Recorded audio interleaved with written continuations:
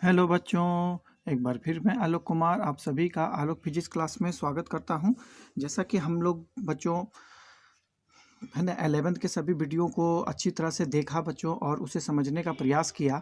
उसके बाद जो है बच्चों 11th का लगभग कोर्स पूरा हो जाने के बाद जो है आज हम लोग 12th को स्टार्ट करने वाले हैं बच्चों, है ना। तो आज आप लोग जो हैं 12th का पढ़ाई प्रारंभ करने वाले हैं बच्चों। और 12th में सबसे पहले जो टॉपिक्स आता है उसको हम लोग कहते हैं स्थिर वैद्युतिकी, है कि नहीं। हम लोग कहते हैं उसको इलेक्ट्रोस्टैटिक।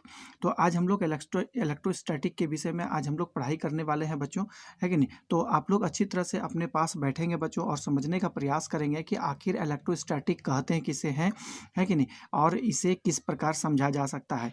तो सबसे पहला बात यहाँ पर आता है बच्चों की स्थिर वैद्युतिकी हम लोग कहते हैं किसे हैं। तो चलिए हम लोग समझने का प्रयास करते हैं बच्चों कि स्थिर वैद्युतिकी किसको कहते हैं। इसका मैं परिभाषा आप लोगों के सामने में लिख देना चाहता हूं बच्चों, है कि नहीं, कि स्थिर वैद्युतिकी किसको कहा जाता है। तो देखिए यहाँ पर स्थिर वैद्युतिकी क्या होता है। स्थिर वैद्युतिकी, स्थिर वैद्युतिकी जिसको इंग्लिश में हम लोग इलेक्ट्रोस्टैटिक भी कहते हैं। क्या कहते हैं? इलेक्ट्रोस्टैटिक कहते हैं, है कि नहीं। तो इसका यदि आप लोग संधि विच्छेद करना चाहेंगे बच्चों, यदि आप लोग इसको तोड़ना चाहेंगे तो ये दो शब्द से मिलकर के बना हुआ है। एक होता है स्थिर और प्लस यहाँ पर होता है वैद्युत, है कि नहीं, या वैद्युतिकी जिसको कहते हैं। वैद्युतिकी मतलब होता है कि विद्युत के अध्ययन करने वाली शाखा को वैद्युतिकी कहा जाता है कि नहीं। और स्थिर का मतलब होता है अस्थिर, मतलब स्टैटिक पोजीशन में, ठीक है ना। तो कहने का मतलब क्या हुआ कि हम लोग आवेश के स्थिरावस्था, है ना, की विशेषता तथा उनके गुणों का अध्ययन भौतिकी के जिस शाखा में करते हैं उसको हम लोग इलेक्ट्रोस्टैटिक कहते हैं, है कि स्थिर वैद्युतिकी कहते हैं। बात समझ में आ गया। तो आवेश की दो अवस्थाएं होती है, एक आवेश को स्थिर रख करके जो है उसका अध्ययन किया जाता है और एक आवेश को गति करके उसका अध्ययन किया जाता है। तो जब आवेश स्थिर रहते हैं तो उसका अध्ययन हम लोग स्थिर वैद्युतिकी में कहते हैं, और जब आवेश गति करता है तो उसका अध्ययन हम लोग विद्युत धारा में करते हैं, है ना। तो इसकी परिभाषा देखिए हम लोग कैसे लिखेंगे। देखिए विद्युत, है कि नहीं, या भौतिकी का वैसा शाखा, देखिएगा बच्चों कि भौतिकी का वैसा शाखा, ठीक है ना, भौतिकी का वैसा शाखा जिसके अंतर्गत, भौतिकी का वैसा शाखा जिसके अंतर्गत, जिसके अंतर्गत आवेश के, जिसके अंतर्गत आवेश के स्थिरावस्था, है कि नहीं, आवेश के स्थिरावस्था का, है ना, का अध्ययन किया जाता है। आवेश के स्थिरावस्था का अध्ययन किया जाता है।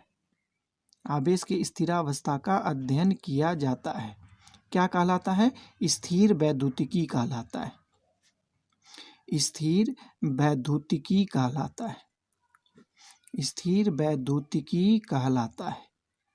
बात समझ में आ गया बच्चों कि आवेश के स्थिर अवस्था में जो जो तरह के गुण होते हैं ना हम लोग उसका अध्ययन करते हैं। तो यहाँ पर एक नया वर्ड मेरे पास आया है बच्चों कि आवेश, ठीक है ना। तो आवेश हम लोग किसे कहते हैं? तो सबसे पहले हम लोग आवेश के बारे में जानने का प्रयास करते हैं कि आवेश क्या होता है। आवेश जिसको हम लोग इंग्लिश में चार्ज कहा जाता है, जिसको हम लोग क्या कहते हैं? चार्ज कहा जाता है।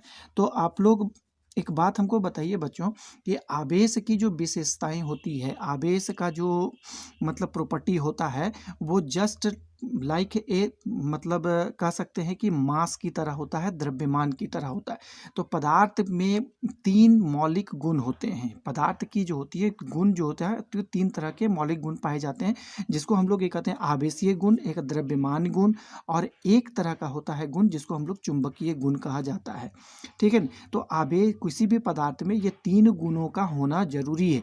यदि ये तीन गुण यदि आवेश में नहीं पाए जाते हैं तो पदार्थ का अस्तित्व की कल्पना नहीं की जा सकती है। तो पदार्थ यदि मेरे पास है तो उसमें तीन चीज होना बहुत जरूरी होता है, ठीक है ना। एक होता है आवेश, दूसरा होता है द्रव्यमान, है कि नहीं, दूसरा होता है द्रव्यमान, और तीसरा होता है चुंबकीय गुण, है कि नहीं, चुंबकीय गुण। किसी किसी किताब में ऊर्जा भी सम्मिलित कर दिया जाता है कि ऊर्जा भी इसका एक मौलिक गुण होता है।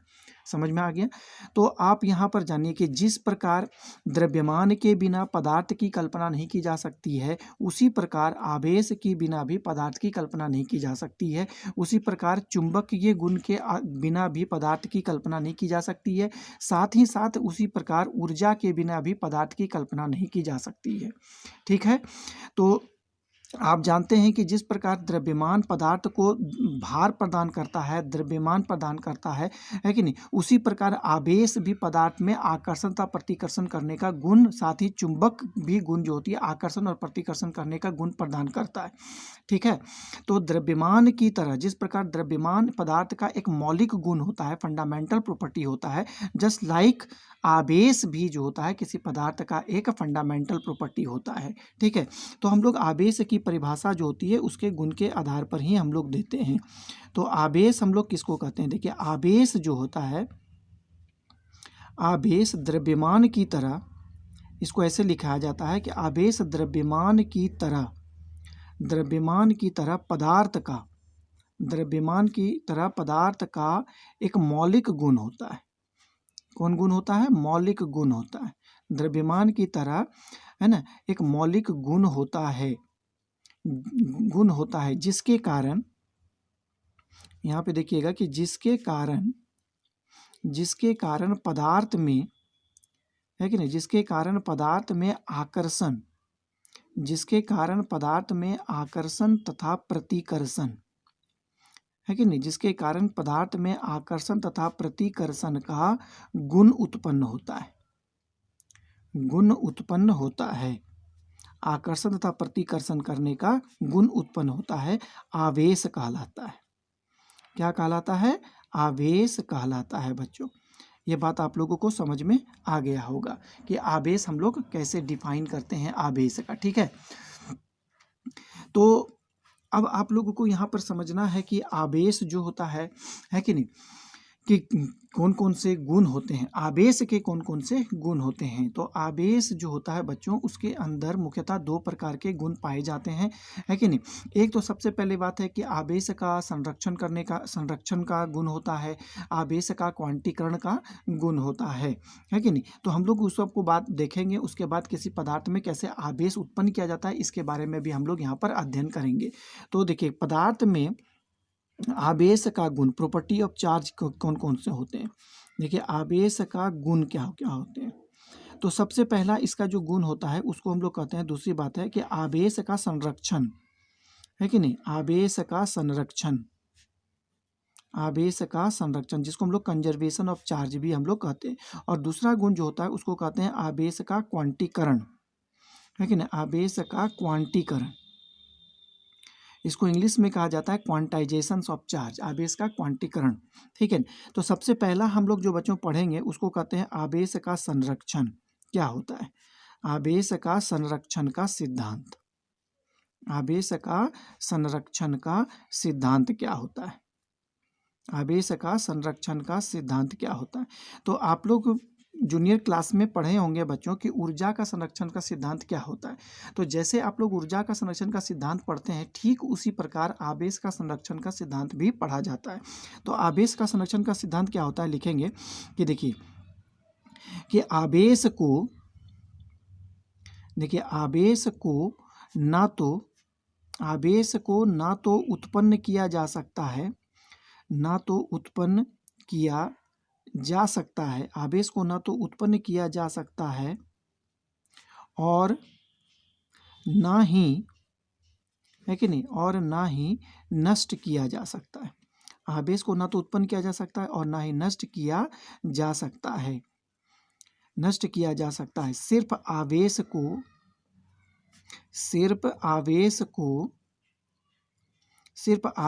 को एक पदार्थ से, यहाँ देखिएगा, सिर्फ आवेश को एक पदार्थ से दूसरे पदार्थ में स्थानांतरित किया जा सकता है। एक पदार्थ से दूसरे पदार्थ में स्थानांतरित किया जा सकता है। है कि नहीं। इसे ही हम लोग आवेश का क्वांटीकरण का सिद्धांत हम लोग कहते हैं बच्चों। ये बात आप लोगों को समझ में आ गया होगा।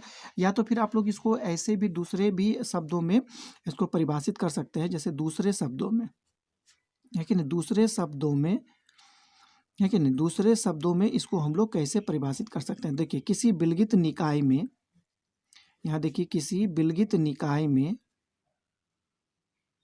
किसी विलगित निकाय में,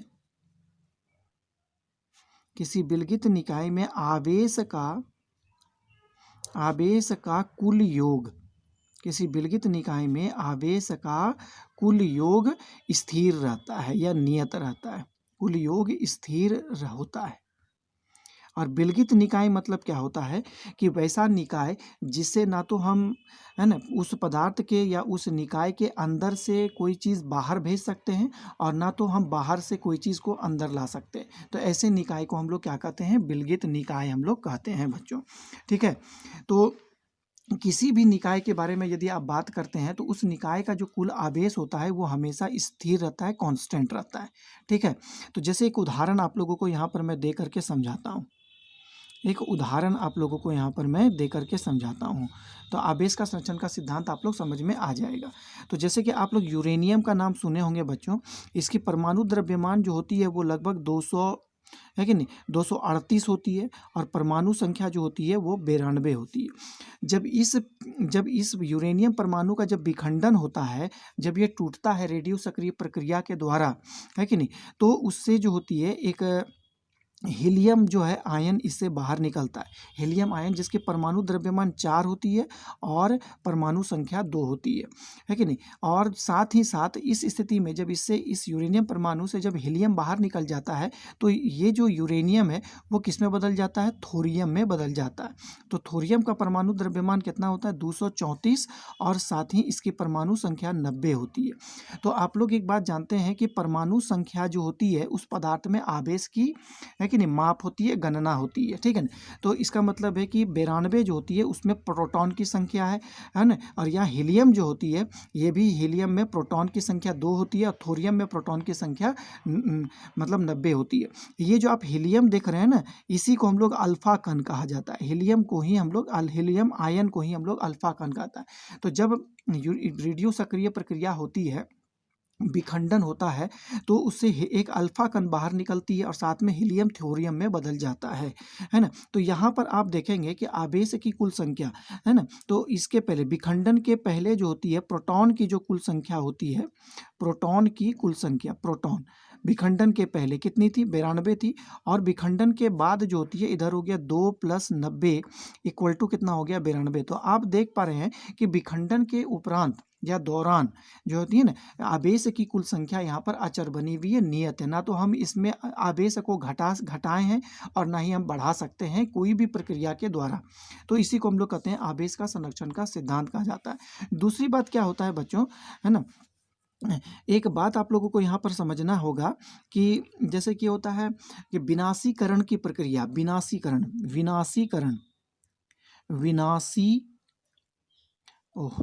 यहाँ गलती हो गया,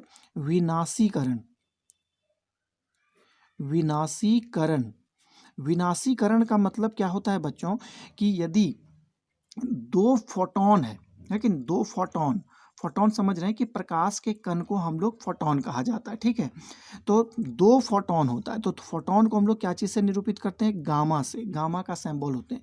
तो जब 2 फोटॉन टूटता है कि नहीं, तो उससे एक इलेक्ट्रॉन्स बाहर निकलते हैं और दूसरा क्या होता है, एक पॉजिट्रॉन्स बाहर निकलते हैं, एक इलेक्ट्रॉन्स प्लस एक पॉजिट्रॉन्स बाहर निकलता है।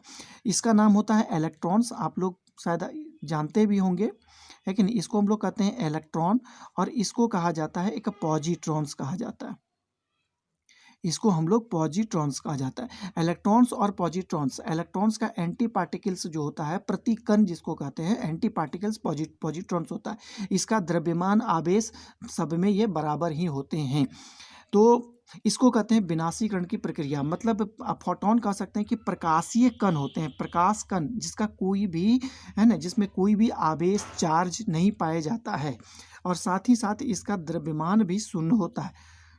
तो यहाँ पर भी आप लोग देख पा रहे हैं बच्चों कि इसका एक पॉजिटिव, ये एक नेगेटिव चार्ज है इलेक्ट्रॉन्स, और पॉजिट्रॉन्स पॉजिटिव चार्ज है। तो दोनों के मिलने से क्या बनेगा, एक उदासीन स्थिति आ जाएगी। इसका मतलब है कि ना तो, है ना, विनाश के पहले गामा का कोई चार्ज था, और विनाश के बाद भी ना तो कोई चार्ज हमको यहाँ पर प्राप्त हुआ है। इसका मतलब है कि किसी प्रकार भी हम लोग चार्ज को ना क्रिएट कर पा रहे हैं, ना तो हम लोग उत्पन्न कर पा रहे हैं, है कि नहीं। इसी को हम लोग कहते हैं विनाशीकरण की प्रक्रिया। एक तीसरा होता है निर्माणीयकरण की प्रक्रिया। निर्माणीयकरण, है कि नहीं, निर्माणीयकरण की प्रक्रिया। तो इसमें क्या होता है, जस्ट इसका ठीक उल्टा होता है कि एक इलेक्ट्रॉन्स और प्लस एक पॉजिट्रॉन्स जब आपस में मिलते हैं तो दो गामा कण का निर्माण करते हैं। तो आप लोग जो होता है ये भी प्रक्रिया होती है, मतलब एक इलेक्ट्रॉन्स और एक पॉजिट्रॉन्स जब आपस में मिलेंगे, है कि नहीं, मिलते हैं, तो उससे क्या होती है कि ऊर्जा की कुछ मात्रा बाहर निकलती है। उसी ऊर्जा को हम लोग क्या कहते हैं, प्रकाशीय कण, फोटॉन के रूप में इंडिकेट करते हैं। आगे में आप लोग फोटॉन के बारे में पूर्णतः ज्ञान प्राप्त करेंगे, है कि नहीं। मॉडर्न फिजिक्स जब हम आप लोगों को पढ़ाएंगे तो उस समय आप लोगों को पता चलेगा कि गामा, है ना, से क्या अभिप्राय होता है, ये किस प्रकार का कण होता है, इसके बारे में आप लोग डिटेल्स जानेंगे बच्चों। तो एक बात याद रखिएगा, ये विनाशीकरण की प्रक्रिया होती है। तो जब ब्रह्मांड का, जब हम लोगों का निर्माण हुआ था बच्चों, जब यूनिवर्स जब हम लोगों का बना था, है कि नहीं, जब यूनिवर्स बना था, तो आप लोग जानते हैं कि यूनिवर्स बनने की प्रक्रिया जिसको होती है हम लोग बिग बैंग कहते हैं। तो बिग बैंग जो होती है एक बहुत सारा एक छोटा सा पॉइंट था जिसको हम लोग पॉइंट ऑफ सिंगुलैरिटी कहा जाता है। जब उसमें जब एक्सप्लोजन हुआ, विस्फोट हुआ, तो प्रकाश की बहुत सारी कण जो होती है अंतरिक्ष में फैल गए, और वही प्रकाशीय कण के टूटने से इस पदार्थीय कण का निर्माण हुआ। इसको प्रकाशीय कण कहा जाता है, इसको हम लोग मटेरियल पार्टिकल्स कहा जाता है, पदार्थीय कण कहते हैं। तो प्रकाश से ही पदार्थ का निर्माण हुआ है, ये बात हम लोगों को इस प्रक्रिया से पता चलता है कि नहीं। तो ये सारी बातें आप लोगों को आगे में पता चलेगा बच्चों। तो अब हम लोग दूसरा नंबर को हम लोग देखेंगे बच्चों, क्या देखेंगे कि आवेश का क्वांटीकरण का सिद्धांत क्या होता है। तो देखिए यहाँ पर आवेश का क्वांटीकरण का सिद्धांत क्या है। देखिए आवेश का क्वांटीकरण का सिद्धांत, क्वांटाइजेशन ऑफ चार्ज कहते हैं, है कि नहीं। क्वांटीकरण का सिद्धांत, आवेश का क्वांटीकरण का सिद्धांत क्या होता है, इसको आप लोग थोड़ा सा समझने का प्रयास करेंगे। ये थोड़ा जटिल प्रक्रिया होती है, बच्चों को जल्दी ये बात समझ में नहीं आती है। तो आवेश का क्वांटीकरण का सिद्धांत जो होता है वो सबसे पहले है ना, जो दिया था उसको हम लोग क्या कहते हैं बच्चों, मिलिकन्स ने दिया था। जब मिलिकन्स ने एक एक्सपेरिमेंट किया था, मिलिकन्स ऑयल ड्रॉप मेथड्स, है कि नहीं, उस जिसमें स्पेसिफिक चार्ज का वो वैल्यू निकाला था, उसी समय जो होता है ये बात सामने आई थी कि आवेश में भी एक प्रॉपर्टीज पाया जाता है जिसको हम लोग क्वांटीकरण का सिद्धांत कहा जाता है। इसका प्रतिपादन किसने किया है, मिलिकन्स ने, है कि नहीं। इसको कहते हैं मिलिकन ने किया था। कहाँ से किया था कि तेल बूंद प्रयोग के द्वारा, ऑयल ड्रॉप एक्सपेरिमेंट किया था उसने, उसी के जरिए जो होता है ये सिद्धांत हम लोगों को सामने आया, है ना। तो अब हम लोग देखेंगे कि आवेश का क्वांटीकरण का सिद्धांत क्या होता है। तो बेसिकली बात आप लोग समझने का प्रयास करेंगे। तो आप लोग देखे होंगे बच्चों कि जनरली अब देखे होंगे कि जैसे कि हम लोग कहेंगे बच्चों कि पहले इस बात को आप समझ जाएंगे, उसके बाद हम आपको उदाहरण के द्वारा भी इसको हम समझाने का प्रयास करेंगे। तो आवेश का क्वांटीकरण का सिद्धांत, कोई भी एक आवेशित निकाय होता है, बात समझिएगा कि कोई भी एक आवेशित निकाय है। मान लेते हैं कि ये एक कोई पदार्थ है जो कि पूरा चार्ज हो चुका है आवेश से, है ना, आवेशित हो चुका है। तो इसके अंदर जो कुल आवेश का मान होगा वो आवेश की न्यूनतम मात्रा का पूर्ण गुणज होता है। बात समझ में आ गया, आवेश की न्यूनतम मात्रा का पूर्ण गुणज होता है। तो पूर्ण संख्या आप लोग जानते हैं बच्चों किसको कहते हैं, वैसी संख्या जो कि 1 से शुरू होती है, 1 2 3 4 5 6 7 8 9 10 डॉट डॉट डॉट डॉट बढ़ते जाएंगे आगे, तो उसी ऐसी संख्या को हम लोग किसको कहते हैं, पूर्ण संख्या कहा जाता है। 1 2 3 4 5 6 7 को हम लोग क्या कहते हैं, पूर्ण संख्या कहते हैं। तो इसके अंदर आवेश की जो कुल मात्रा होती है वो आवेश की न्यूनतम मान का पूर्ण गुणज होता है। कहने का मतलब मतलब है कि इसके अंदर आवेश की जो न्यूनतम मात्रा होती है वो फ्रैक्शन में कभी नहीं हो सकता, भिन्न में कभी नहीं हो सकता। जैसे 3/4, 1/2 हम कहेंगे कि इसके अंदर आवेश जो होती है वो 7/5, 5 आवेश इसके अंदर मौजूद है, तो ऐसी बातें नहीं होती है। जब भी कहेंगे तो इसके अंदर कितनी आवेश है, उस आवेश की न्यूनतम मात्रा का, या 1 आवेश है, 2 आवेश है, 3 आवेश है, 4 आवेश है, इस प्रकार हम लोग उसको कहते हैं।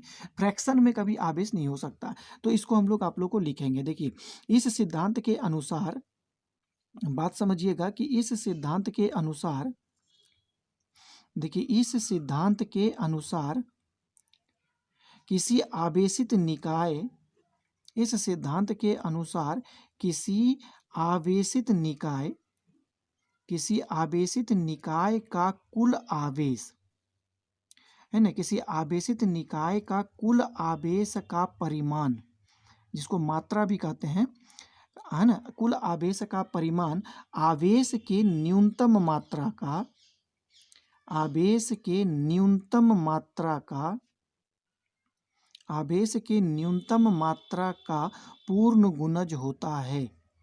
आवेश के न्यूनतम मात्रा का पूर्ण गुणज होता है कि नहीं, पूर्ण गुणज होता है। इसे ही हम लोग कहते हैं आवेश का क्वांटीकरण का सिद्धांत भी हम लोग कहते हैं। तो मान लेते हैं बच्चों कि यहाँ पर क्या है, एक मेरा एक आवेशित निकाय है, इसका कुल आवेश कितना है, Q है, ठीक है, इसका कुल आवेश Q है। तो मान लेते हैं यहाँ पर कि देखिए माना एक आवेशित निकाय, देखिए यहाँ पर माना एक आवेशित निकाय, आवेशित निकाय में कुल आवेश, आवेशित निकाय में कुल आवेश Q है, कुल आवेश इक्वल टू कितना है, Q है कि नहीं। आवेश का न्यूनतम मान E है, आवेश का न्यूनतम मान, आवेश का न्यूनतम मान इज इक्वल टू E है। तो E आप जानते हैं दो प्रकार के हो सकते हैं, या तो प्रोटॉन होगा या तो इलेक्ट्रॉन्स होंगे, है कि नहीं। तो E जो होता है वो दोनों को रिप्रेजेंट करता है, इलेक्ट्रॉन्स को और प्रोटॉन। इसीलिए हम यहाँ किसी प्रकार का कोई साइन नहीं दे रहे हैं, ना तो वो माइनस का साइन दे रहे हैं, ना तो प्लस का साइन दे रहे हैं।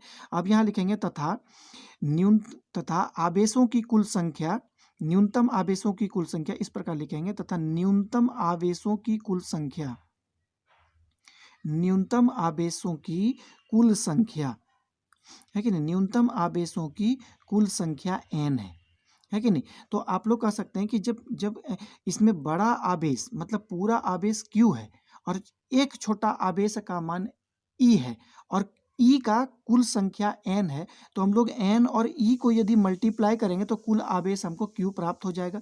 तो इसका मतलब हम लोग लिख सकते हैं कि Q is equal to NE, है कि नहीं।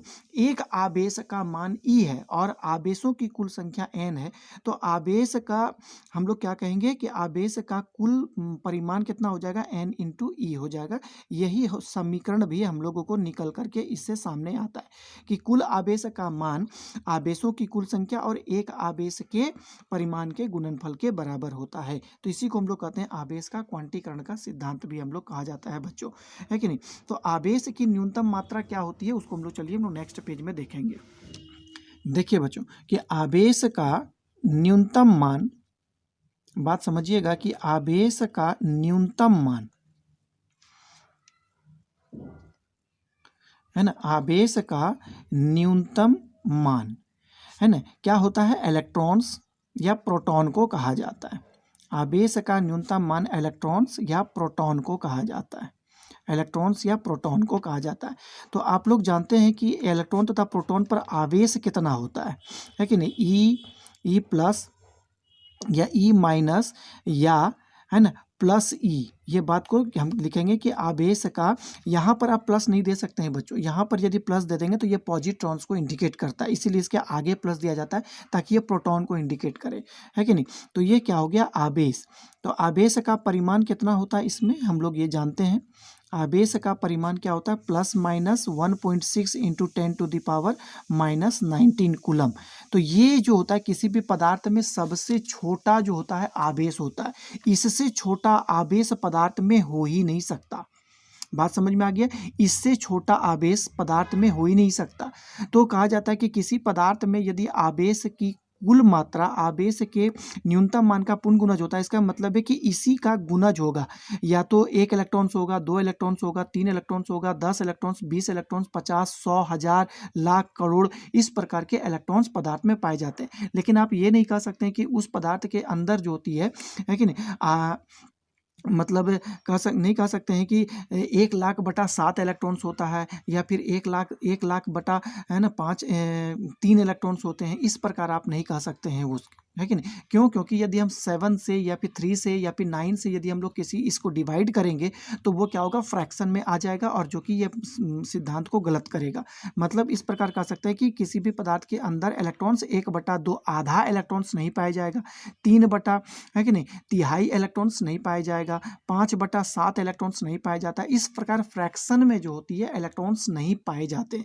बस उसी प्रकार जिस प्रकार आप किसी कह सकते हैं कि कोई एक भीड़ भाड़ का एरिया है, तो आपसे यदि कोई पूछा जाए कि उस भीड़ में कितने आदमी हैं, तो आप क्या कहेंगे कि 100 आदमी है, 1000 आदमी है, लाख आदमी है। लेकिन आप ये नहीं कह सकते हैं कि उस भीड़ के अंदर जो होती है ना, 100/7 आदमी है, या फिर 1000/3 आदमी है। ऐसा आप नहीं कह सकते हैं, क्योंकि यदि इस संख्याओं को यदि भाग देंगे तो दशमलव में आ जाएगा, और दशमलव में आदमी का कोई महत्व नहीं होता, है कि नहीं। तो इसी प्रकार हम लोग कह सकते हैं कि पूर्ण संख्या के रूप में ही हम लोग किसी पदार्थ में आवेश को इंडिकेट करते हैं। ठीक है, तो अब हम लोग यहाँ पर एक चीज़ और देखेंगे बच्चों, कि इसी को हम लोग जो होता है, जो हम लोग अभी जो परिभाषित किए आवेश का क्वांटीकरण का सिद्धांत, इसको हम लोग दूसरे शब्दों में भी हम लोग परिभाषित कर सकते हैं।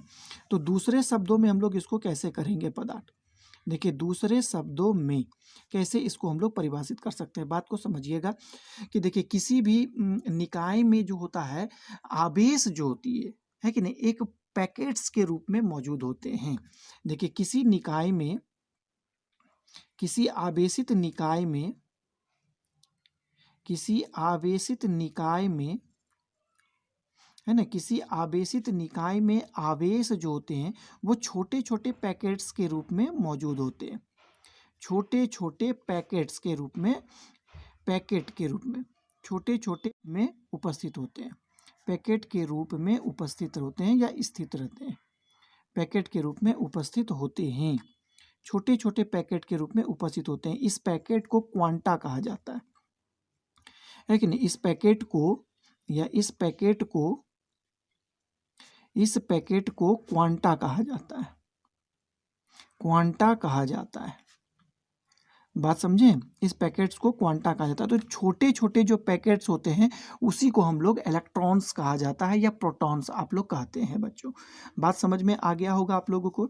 तो आवेश का आप लोग 2 फंडामेंटल प्रॉपर्टीज पढ़ चुके हैं बच्चों के, जिसको हम लोग आवेश का संरक्षण का सिद्धांत कहते हैं और आवेश का क्वांटीकरण का सिद्धांत कहते हैं। तो इससे संबंधित एक हम लोग क्वेश्चन हम लोग यहाँ पर सॉल्व करने का प्रयास करते हैं बच्चों, है ना, कि 1 कूलम्ब आवेश, जो आवेश का जो मात्रक होता है वह कूलम्ब होता है कि नहीं। तो यहाँ पर ये भी बात को चर्चा कर देते हैं कि आवेश का मात्रक, है कि नहीं, आवेश का मात्रक क्या होता है, कूलम्ब होता है। ठीक है, आवेश का मात्रक कूलम्ब होता है MKS सिस्टम या SI सिस्टम ऑफ यूनिट में, या फिर SI सिस्टम ऑफ यूनिट में आवेश का मात्रक कूलम्ब होता है। इसकी बीमा जो होती है वो AT होती है। क्या होती है, AT, जिसको एम्पियर सेकेंड भी कहते हैं, एम्पियर टाइम भी कहते हैं, इसकी बीमा होती है। लेकिन CGS सिस्टम ऑफ यूनिट में, CGS सिस्टम ऑफ यूनिट में आवेश का जो मात्रक होता है उसको हम लोग स्टेट कूलम्ब कहा जाता है। उसको क्या कहते हैं, स्टेट कूलम्ब कहते हैं। तो ये बात समझ में आ गया कि आवेश का मात्रक क्या होता है आप लोग को।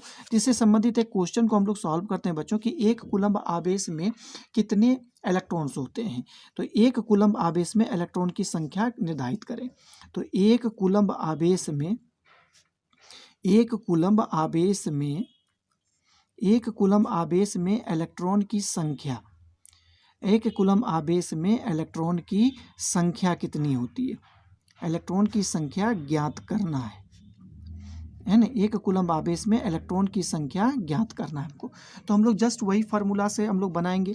तो यहाँ पर देखिए आवेश का कुल मान कितना है, यहाँ पर 1 कूलम्ब है, मतलब बड़ा Q का मान दिया हुआ है 1 कूलम्ब, और इलेक्ट्रॉन की संख्या मतलब n हमको यहाँ पर फाइंड करना है। और इलेक्ट्रॉन्स E का मान आप लोग जानते हैं बच्चों की कितना होता है, 1.6 इंटू 10⁻⁻19 कूलम्ब होता है। तो बस हम लोग फार्मूला को लिखेंगे, आवेश के क्वांटीकरण के सिद्धांत से हम लोग जानते हैं कि Q is equal to N E होता है। तो हम लोग यहाँ पर क्या करेंगे, एन को फाइंड कर लेंगे, तो N is equal to Q by E हो जाएगा। तो क्यू का वैल्यू कितना होता है, यहाँ पर 1 है, और इलेक्ट्रॉन्स पर आवेश कितना हो गया, 1.6 इंटू 10⁻⁻19 होता है। तो आप इस -19 को आप ऊपर ले जाएंगे तो यहाँ पर आ जाएगा 1.6 इंटू 10⁻19 होता है। इस पॉइंट को हटाएंगे तो ऊपर डेसिमल के रूप में एक जीरो आ जाता है। इसको हम लोग 2 से भी काट सकते हैं, ये 5 बार में कट गया और ये कितना बार में कटेगा, 8 बार में कट जाता है। 8 से 5 को हम लोग डिवाइड करके देख लेते हैं कि कितना बार में आता है। 8 से 5 को डिवाइड करेंगे, ठीक है। तो यहाँ पॉइंट लग गया, जीरो आया, कितना बार में जाएगा, है कि नहीं, 6 बार में जा रहा है, 48 होगा। तो यहाँ पर 2 आया, फिर एक जीरो आ गया, फिर 2 बार में जाएगा, तो यहाँ पर कितना आ जाएगा, 16 आ रहा है, और फिर यहाँ से 4 उतरा, फिर एक आ जाएगा 5। तो लगभग इतना बार में ये कट रहा है, मतलब पॉइंट है ना, देखिए 0.625 इंटू 10⁻19 होगा। तो यदि हम लोग इसको डेसिमल से अलग यदि करेंगे तो कितना आ जाएगा, देखिए तो ये हो जाएगा 625 बटा नीचे में हो गया 1000 गुना 10⁻19। तो 1000 से 19, इसमें 19 को जीरो है तो 3 जीरो कैंसिल हो जाएगा तो 16 हो जाएगा। तो ये हो जाएगा 625 गुना 10⁻16 इलेक्ट्रॉन्स होते हैं, यही आंसर होगा। इसका मतलब है कि 1 कूलम्ब आवेश में इलेक्ट्रॉन की संख्या 625 गुना 10⁻16 होती है। तो आप लोग पता कर सकते हैं कि बच्चों कितना ज़्यादा परिमाण में आवेश इलेक्ट्रॉन पाए जाते हैं 1 कूलम्ब आवेश में, ठीक है। तो आज बच्चों हम लोग इतना ही जानेंगे कि, है कि नहीं, ये आज का टॉपिक्स यही है मेरा। नेक्स्ट डे जो है बच्चों हम लोग जानने का प्रयास करेंगे कि किसी पदार्थ में आवेश कैसे उत्पन्न किया जा सकता है, उसमें कितनी कौन कौन सी विधियाँ होती है, ठीक है ना। ये बहुत इंपॉर्टेंट और बहुत ही इंटरेस्टिंग चीज़ है बच्चों। आप लोग जो है इस वीडियो को अच्छी तरह से देखें और समझने का प्रयास करें बच्चों। यदि आप लोगों को वीडियो पसंद आता है तो बच्चों तो इसमें वीडियो को लाइक करें, है कि नहीं, मेरे चैनल को सब्सक्राइब करें बच्चों, है कि नहीं। मैं आप लोगों के साथ बहुत मेहनत करके वीडियो बनाता हूं बच्चों, और आप लोगों के साथ शेयर भी करता हूं। आप लोगों को जो भी तरह की परेशानी होती है तो आप लोग अपने उसे कमेंट बॉक्स में लिख करके भेज सकते हैं कि मुझे ये प्रॉब्लम हो रही है, मुझे वो प्रॉब्लम हो रही है। मैं उस प्रॉब्लम का समाधान करके आप तक जरूर पहुंचाने का प्रयास करूंगा बच्चों, है कि नहीं। आज इतना ही रहेगा बच्चों, नेक्स्ट दिन आप लोगों के साथ मुलाकात होगी एक नए टॉपिक्स के साथ, है कि नहीं। तब तक के लिए मुझे इजाज़त दे बच्चों। हंसते रहें, मुस्कुराते रहें, और आप लोग हमेशा खेलते रहे बच्चों, है कि नहीं। और इसी प्रकार हमारे वीडियो को आप लोग लाइक करते रहें, है ना। आज आप लोगों ने जो वीडियो को देखा बच्चों, इसके लिए बहुत बहुत धन्यवाद। Lots of thanks. जय हिंद।